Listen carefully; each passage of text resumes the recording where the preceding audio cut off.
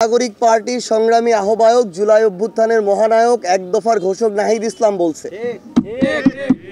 তিনি বলছেন যে পিআরের এই বিষয়টাকে সামনে রেখে জামায়াতে ইসলাম তাদের জায়গা থেকে এত বড় একটা আন্দোলনের ডাক দিলেন, অ্যালায়েন্স করলেন, মাঠে নামলেন, অথচ সেই পিআরের ওই বিষয় জুলাই সনদে কোনো কিছু লেখা নাই, জুলাই সনদেরই নিশ্চয়তা নাই, আইনগত কোনো ভিত্তি নাই, সেটাতে স্বাক্ষর করে চলে আসলেন। তো এটা তো জামাতের এত শক্তিশালী অবস্থানের সাথে আরও শক্তিশালী দ্বিচারিতা, এটা তো তাদের কাছে কখনো প্রত্যাশিত ছিল না।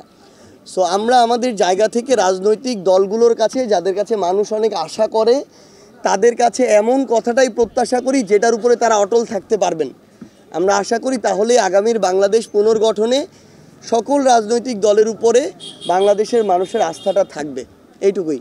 হ্যাঁ, কীভাবে, কখন, কতটুকু গ্রহণযোগ্যভাবে হবে নির্বাচন কমিশন যদি মনে করে তা নির্ধারণ করবে, এটা ভুল। এটা নির্ধারণ করবে বাংলাদেশের মানুষ। তারা যদি মনে করে এই স্বেচ্ছাচারিতা করে তারা একটার পর একটা পার পেয়ে যাবে বা ওই জায়গায় থাকবে, এটা হবে না।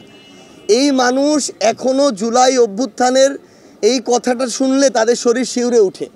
এই মানুষের সামনে কেউ আবার নতুন করে স্বেচ্ছাচারিতা করবে, এটা হবে না।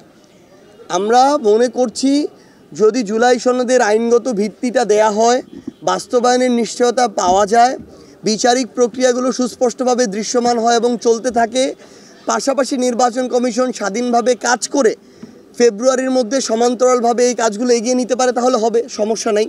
কিন্তু যদি মনে করে যে যার মন মর্জি মতো কাজ করে যখন যেটা ইচ্ছা করে দিবে, সনদেরও খবর নাই, বিচারেরও খবর নাই, সংস্কারেরও খবর নাই, তাহলে তারা যে অলীক স্বপ্নগুলো দেখছে এগুলো শুধু স্বপ্নই থেকে যাবে, বাস্তব হবে না।